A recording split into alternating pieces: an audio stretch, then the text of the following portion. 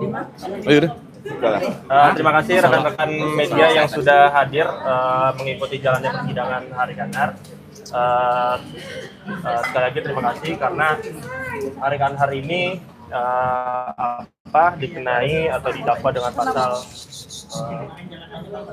adanya perubahan informasi elektronik yang kami pandang karet ya, karena dari apa yang dilakukan oleh Arik adalah bentuk meme dan bentuk kritik terhadap pejabat pemerintah. Kami tadi menghadirkan Bang Ferry Irwandi untuk memberikan kesaksian seputar pengamatan dan pengalaman beliau pada Agustus kemarin dan sepanjang pengamatan beliau di media sosial.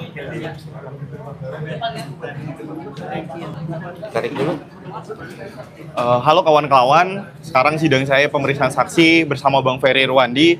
Satu hal yang mau saya sampaikan bahwa di sini saya bersidang bersama tim advokasi untuk demokrasi, bukan untuk diri saya sendiri. Ada berjuta-juta kawan kita yang melakukan meme, satir, sarkas, dan menggunakan platform media sosial sebagai konten untuk mengkritik dan mengingatkan kepada pemerintah dengan cara-cara yang asik, cara-cara yang tidak melukai siapapun. Nah, apabila konten-konten tersebut dalam persidangan saya kemudian nantinya dinyatakan tidak boleh, maka yang mati bukan hanya diri saya atau masa depan saya, tetapi bagaimana anak muda bahkan untuk mengetik dan melakukan konten apapun di media sosial, mereka harus membaca undang-undang, mereka harus belajar. Nggak apa-apa sebenarnya kita sambil belajar, tapi kalau langsung di penjara gimana gitu? Kalau langsung masuk penjara seperti saya 2 hari setelah membuat konten itu gimana gitu? Jadi di sini bukan saya yang kita bela, tapi bagaimana undang-undang ITE tidak lagi digunakan untuk memenjarakan siapapun. Itu, terima kasih.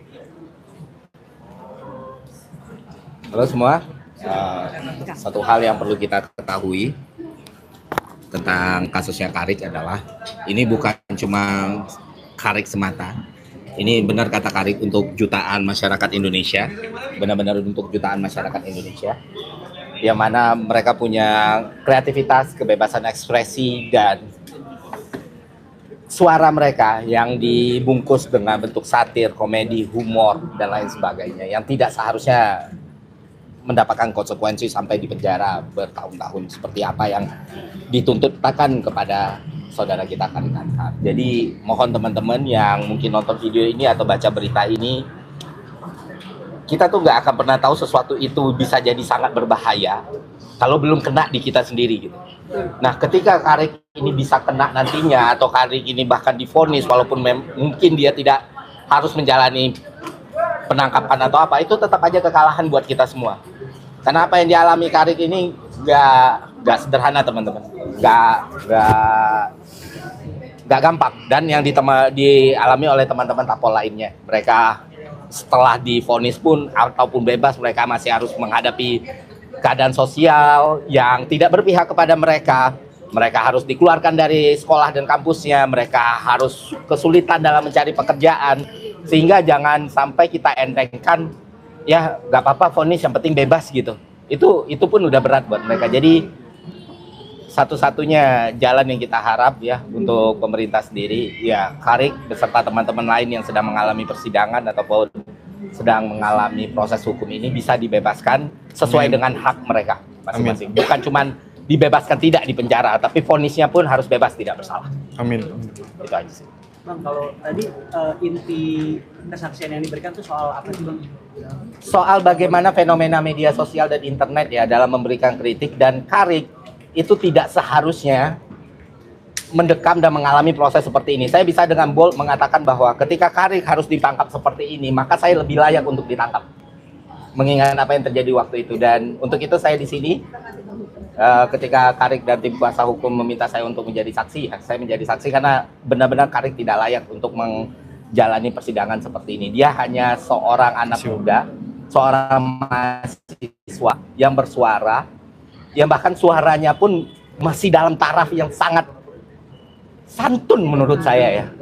Sangat-sangat santun sekali, dalam bentuk kreativitas yang luar biasa sekali.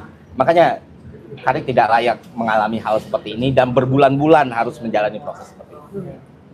Dari kuasa hukum, sebenarnya dari kesaksian saksi Aditas ini, apa sih Bang yang ingin dikatakan dari dakwaan jaksa Bang?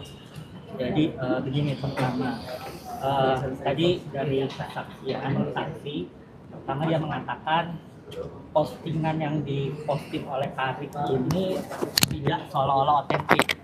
Justru kalau dilihat menurut keterangan saksi banyak banget. Sorry. Jadi menurut keterangan saksi tadi, sepengalaman dan sepengetahuan saksi sepanjang dia menjadi konten kreator, bahkan anak kecil pun mengetahui kalau postingan yang dibuat Karik, konten yang dibuat Karik itu bukan berita yang seolah-olah asli atau otentik gitu. Jadi maka menjadi pertanyaan, kok bisa-bisanya kemudian dakwaan ini mengatakan Karik melakukan manipulasi dan mengedit seakan-akan postingan atau konten Karik ini seolah-olah asli. Nah, yang kedua juga postingan ini kan captionnya isinya mengajak ya Rika, mengajak mahasiswa dan sebagainya untuk aksi. Ada dan tanpa adanya postingan Karik, karena adanya postingan Said Iqbal memang sudah terjadi kemacetan, tapi dalam tahap yang wajar gitu. Jadi nggak bisa dibebankan seolah-olah kemacetan yang terjadi, kerugian material yaitu kemacetan yang terjadi dibebankan kepada Karik. Dan juga saksi mengatakan dia pernah mengikuti berbagai macam aksi. Di tanggal 25 sudah terjadi kemacetan, tanggal 27 sudah terjadi kemacetan, dan bahkan saksi mengatakan di tanggal 28 dia ikut aksi karena panggilan moral atas berbagai macam peristiwa yang terjadi di negeri ini. Jadi dari kesaksian hari ini membuktikan bahwa tidak ada satupun sebab dan akibat yang dilakukan oleh Karik sehingga terjadi kemacetan. Dan yang terakhir adalah perlu kita tekankan bahwa Said Iqbal sendiri mengatakan tidak ada kerugian gitu dan tidak keberatan atas postingan Karik dan menganggap postingan Karik adalah bagian dari ekspresi kritik yang sah yang dilakukan oleh warga negara. Terakhir ya, adalah dua aja. Iya, di agenda persidangan hari ini pada intinya kembali menguatkan argumentasi kami dari pembelaan terhadap terdakwa bahwa apa yang dialami oleh saudara Karik Anhar itu merupakan pemidanaan yang diada-adakan sebab tuduhan-tuduhan yang dilontarkan oleh pelapor bahwa ia merasa resah dengan adanya postingan tersebut sebab postingan tersebut mengakibatkan adanya aksi demonstrasi itu merupakan argumentasi yang dibuat-buat secara serampangan tentunya dan menyebabkan kerugian material dan imaterial bagi terdakwa. Sebab melalui pemeriksaan saksi pada hari ini Bang Ferry sebagai saksi juga menyampaikan bahwa dirinya pada kegiatan sehari-hari sebagai pegiat sosial media memiliki followers 4,7 juta tidak pernah mengalami pemidanaan sampai dengan proses persidangan, beda dengan apa yang dialami oleh Karik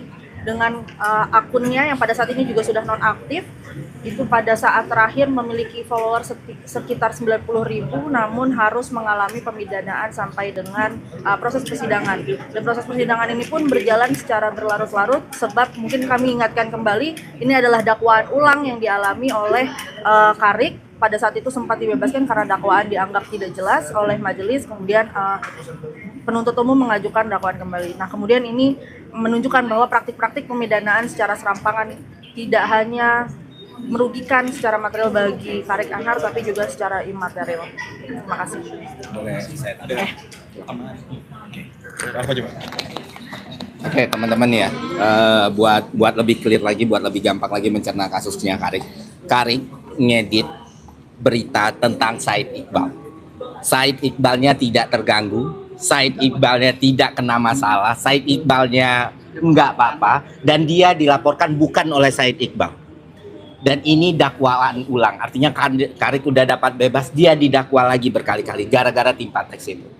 Jadi buat yang mau paham seberapa absurd dan seberapa kacaunya kasus ini, mungkin bisa menilai bahwa orang yang ditimpa pun itu jadi saksi yang membela Karik.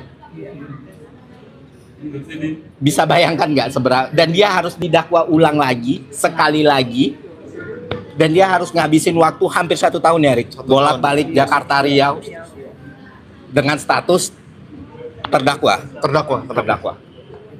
Yang mana beliau masih sekolah, masih menempuh perguruan tinggi sampai sekarang udah mau selesai juga. Jadi saya harap kasus seperti ini jadi atensi publik, tidak lagi, karena ini bisa kena ke siapapun, benar-benar bisa kena ke siapapun. Dan ingat lagi, yang melaporkan bukan Said Iqbalnya, orang yang ditimpa teks sama Tarik. Yang aku jadi sopir taksi juga kalau nggak salah. Siapa? Yang ingin jatuh yang amikus bang langsung. Oh ya, sama buat teman-teman yang melihat informasi ini, sekali lagi Karik butuh dukungan dan bantuan kita semua. Yang bisa memberikan amikus untuk Karik ditunggu. Nanti mungkin dari LBH, dari tim Taut, juga dari Karik sendiri bakal menginformasikan. Ya kita kawal sampai bebas. Sampai bebas. Sampai bebas.